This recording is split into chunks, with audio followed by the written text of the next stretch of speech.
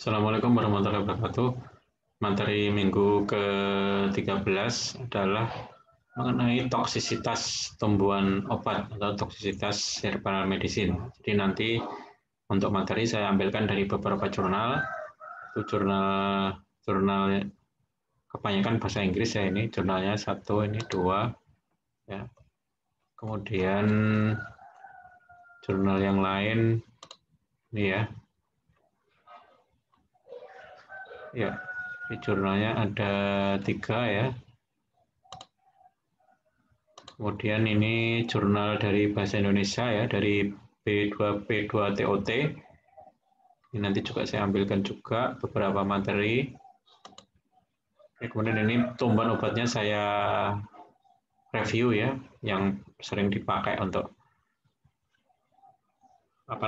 telaah obat-obat yang tumbuhan obat yang toksis atau beracun. Jadi kita mulai aja untuk materinya, yaitu mengenai apa yang dimaksud dengan toksisitas pada tumbuhan obat.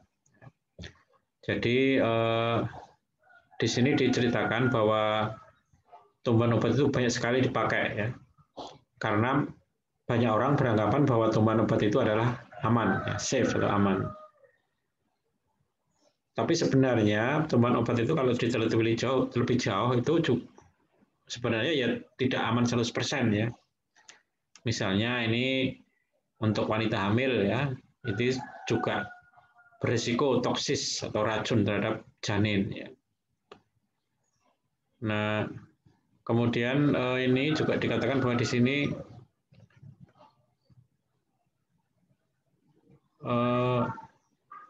kebanyakan dari toksisitas atau keracunan tumbuhan obat itu adalah karena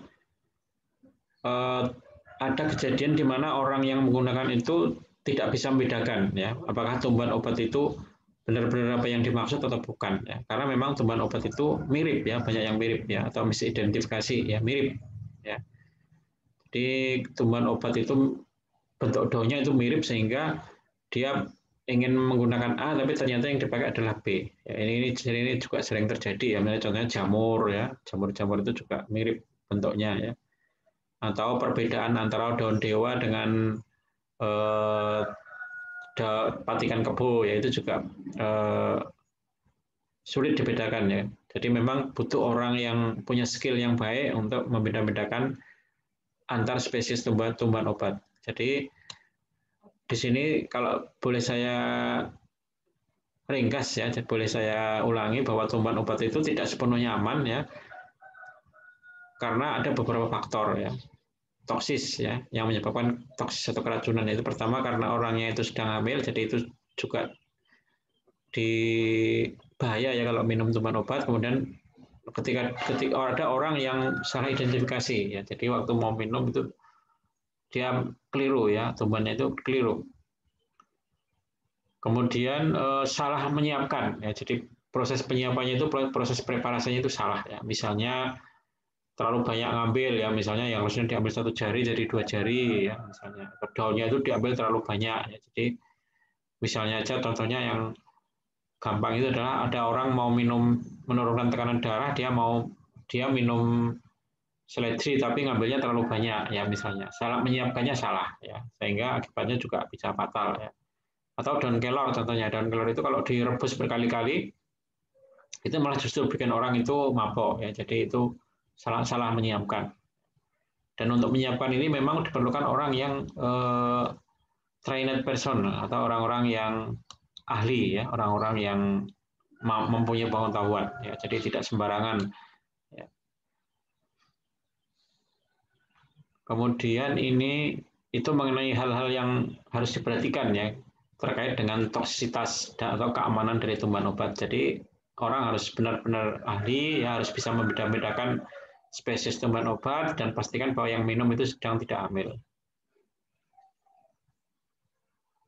Kemudian di sini juga dikatakan apa sih yang bedanya antara tumbuhan obat dengan obat? Kalau di sini dikatakan bahwa obat itu mempunyai kelebihan yaitu efektif, ya, efektif, kerjanya cepat. Jadi kalau kita minum paracetamol ya, kita minum jam 7 ya, seperempat jam kemudian udah berefek. Itu efektif ya, cepat. Efeknya itu cepat. Ya, kalau kita minum glimepirid ya, obat penurun gula dalam waktu singkat ya kurang dari 1 jam, itu gula darahnya sudah turun. Ya, jadi dikatakan itu efektif.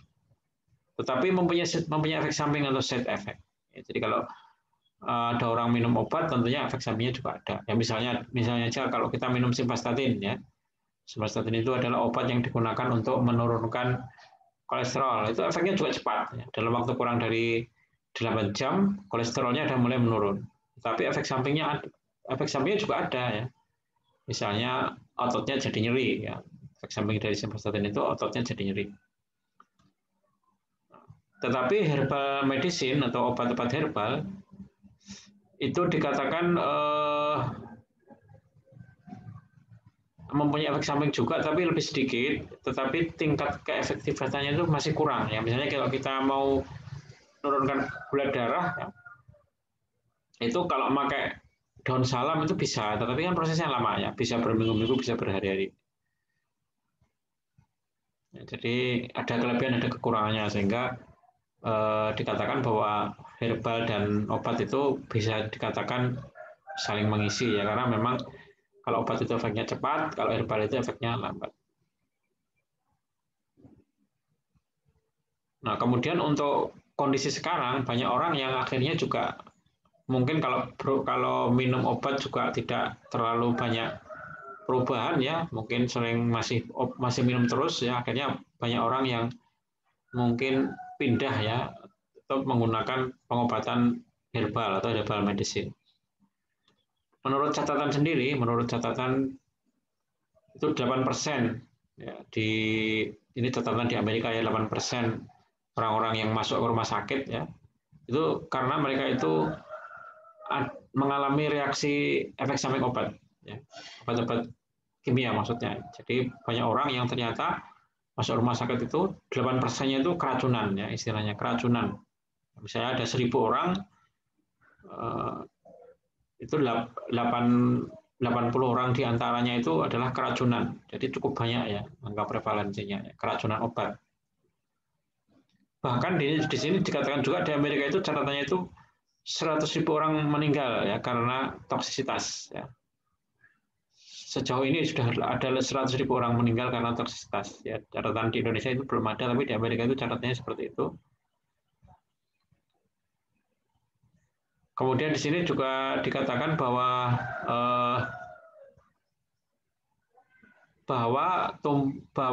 herbal medicine ya, atau tumbuhan obat itu jarang ya. Jarang ada laporan bahwa herbal medicine itu sampai menimbulkan kondisi fatal pada pasien. Ya, misalnya keracunan itu jarang. Laporannya itu belum ada atau jarang sekali ya. Ya ini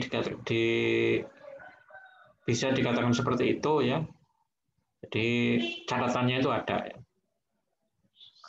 Kemudian di sini juga dikatakan sejarah toksisitas tumbuhan obat di sini juga diceritakan ya, bahwa ada tumbuhan namanya digitalis ya, ada tumbuhan namanya digitalis. Digitalis itu adalah nama tumbuhan sebenarnya yang sekarang akhirnya menjadi nama obat ya, digoxin ya. Jadi digoxin itu adalah nama obat yang diturunkan dari atau diambil dari atau disintesis dari meniru tumbuhan obat yang namanya digitalis. Ini adalah contoh klasik ya. Di sini digitalis itu contoh klasik. Digitalis ini adalah obat-obat yang digunakan untuk memperkuat otot jantung. Ini digitalis ini banyak dipakai di Inggris ya. Ya, banyak dipakai di Inggris. Jadi digitalis ini dipandang sebagai obat yang mendekati efeknya dengan obat kimia ya. Jadi ini obat herbal tapi sebenarnya mendekati obat kimia efeknya, tetapi sekarang udah ada obat sintetiknya. Itu dikatakan seperti itu ya. Ini contohnya memberi contoh digitalis ya. Kemudian untuk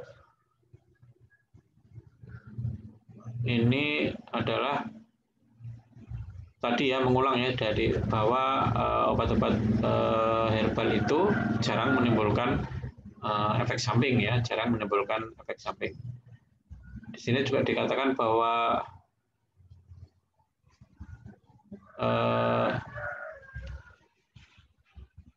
ada temuan yang mengatakan bahwa dalam beberapa kasus ya, menggunakan obat herbal itu mempunyai efek sinergis ya, mempunyai efek sinergis dengan penggunaan obat-obat kimia. Jadi efeknya itu saling membantu atau sinergis ya.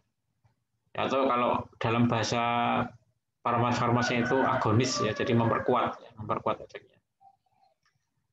Itu kemudian ini adalah ringkasan ya, ini adalah ringkasan dari. Nah ini ya, ini di sini disampaikan bahwa menyinggung juga mengenai bahan makanan ya, mengenai bahan makanan ya di sini ya, mengenai bahan makanan yang mengandung senyawa yang berpotensi beracun. Ini ya, racun atau poison.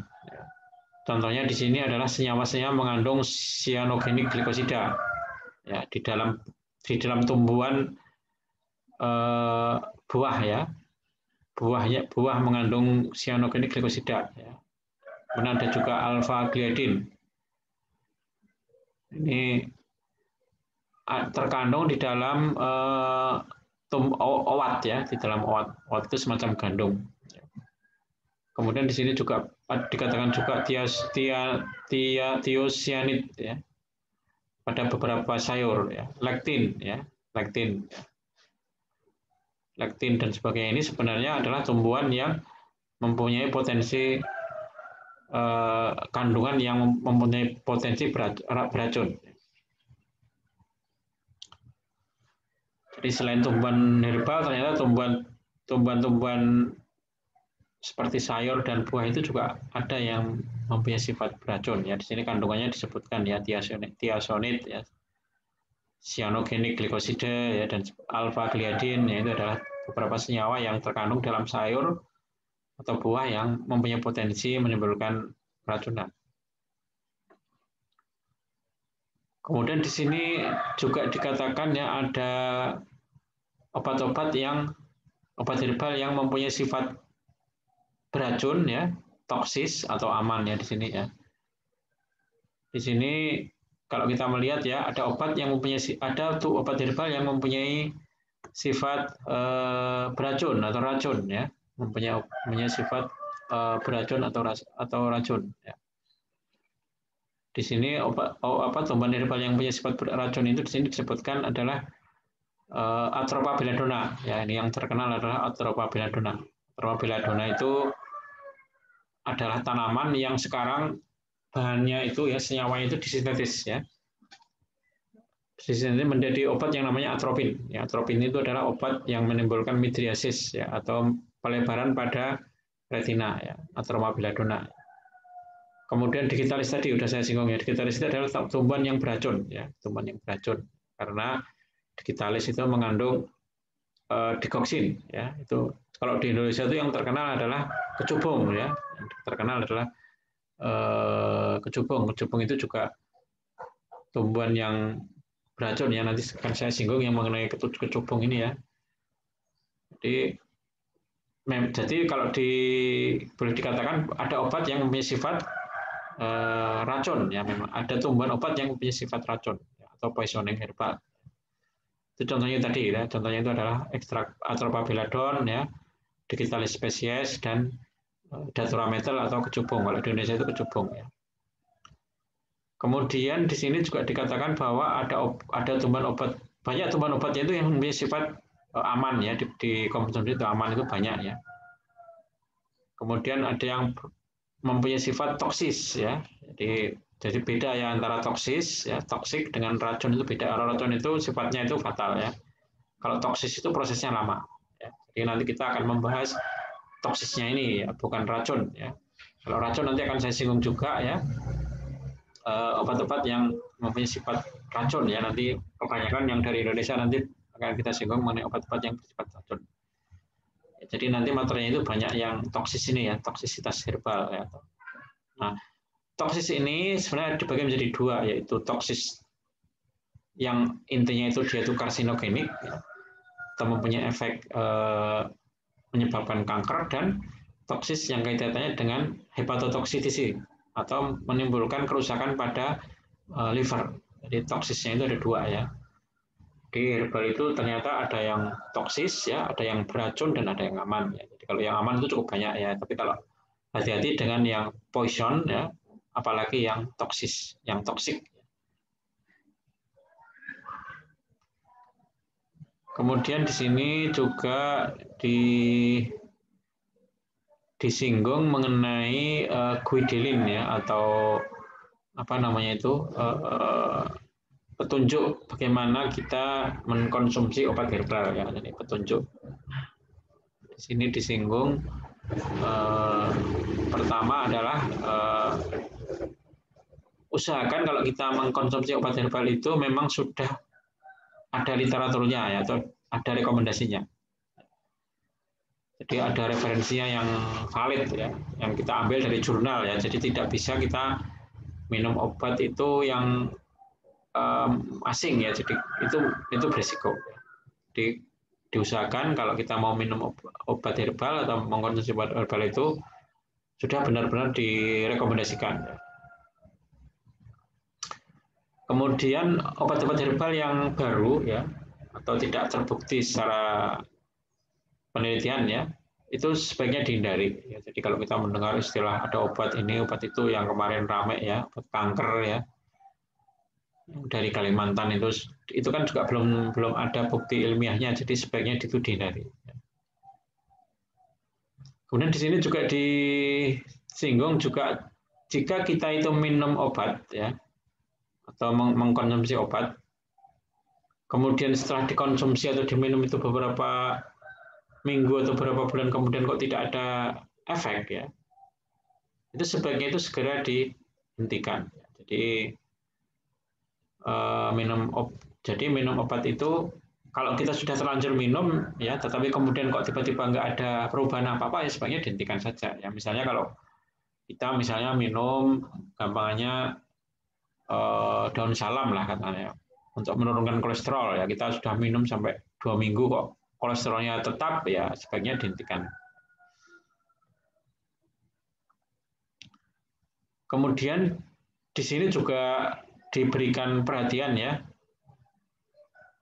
Di sini sebaiknya ya kita berhati-hati sekali lah, paling tidak ya berhati-hati jika memberikan obat pada orang yang mempunyai penyakit yang kompleks atau kronis atau penyakitnya komplikasi ya. Misalnya ada orang yang terkena penyakit jantung, kemudian ada orang terkena penyakit ginjal ya. Itu kalau mau diberikan obat herbal itu juga harus berhati-hati sekali ya, karena mereka orang-orang tersebut biasanya juga mengkonsumsi obat-obat biasa, obat-obat kimia ya. Jadi itu harus berhati-hati dan sebaiknya itu dihindari ya. Apalagi kita menggunakan obat herbal yang tanpa pengetahuan yang mumpuni ya, tanpa pengetahuan yang baik, sehingga memberikan obat-obat herbal itu sebaiknya diberikan pada orang-orang yang sehat ya, yang memang kondisinya itu tidak parah atau fatal ya. Karena orang yang sehat itu biasanya juga tidak minum obat kimia ya, atau minum pun juga sedikit ya. Jadi itu orang-orang yang menderita komplikasi sebaiknya juga menghindari minum obat herbal yang tidak direkomendasikan ya, atau kita tidak paham benar apa obat tersebut, dan sebagainya itu dihindari. Kemudian perlu diperhatikan di sini ya, beda dengan obat kimia ya.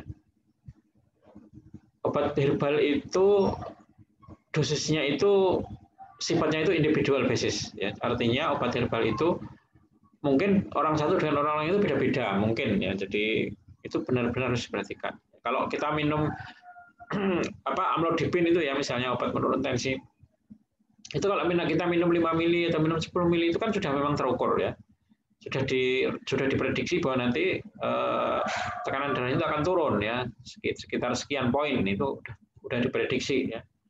Jadi sifatnya itu tidak individual. Jadi kalau obat-obat kimia itu sifatnya itu tidak individual, tapi sifatnya itu secara umum ya, berpengaruh pada orang ya. Dan pengaruhnya itu hampir sama ya, dalam hal efek farmakologinya pengaruhnya itu hampir sama. Tapi kalau obat-obat herbal itu bisa jadi itu antar individu itu beda ya. Kenapa seperti itu? Karena memang obat herbal itu mengandung senyawa yang kompleks ya, dan belum tentu kadarnya juga sama ya antara obat herbal yang diambil dari suatu daerah dengan daerah lain itu juga beda. Jadi, sifatnya itu individual basis ya, sifatnya individual basis sehingga kita perlu berhati-hati. Jadi misalnya tadi ada orang mau minum apa namanya itu seledri misalnya, kan seledri itu kan menurunkan tensi ya. Itu juga bisa jadi dosisnya itu antara satu orang dan orang lain itu beda ya. Jadi ini sifatnya individual basis. Kemudian hal yang poin keenam ya yang perlu diperhatikan adalah bahwa herbal medicine itu atau obat-obat herbal itu sebaiknya dihindari pada kehamilan ya, sebaiknya ya. Jadi kalau tidak ada apa namanya itu pengetahuan yang pasti sebenarnya dihindari. Kenapa? Karena memang penelitian klinik obat-obat herbal untuk orang hamil itu sangat jarang ya. Beda dengan penelitian klinik obat-obat kimia itu cukup banyak terhadap orang hamil. Tapi terhadap orang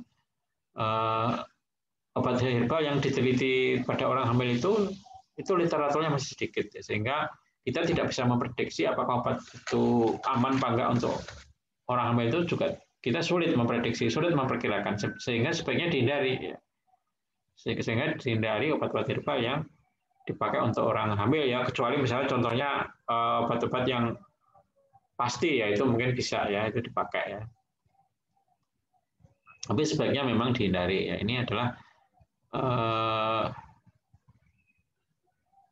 ya ini dikatakan ya bahwa pregnancy atau kehamilan itu evidence base-nya itu sangat jarang atau langka ya. Jadi literatur mengenai penggunaan obat herbal pada wanita hamil itu sangat jarang dan sangat langka ya. Mungkin literaturnya itu terbatas pada uji preklinik ya pada hewan uji. Jadi ini beberapa poin yang terkait dengan obat herbal ya atau obat tradisional ya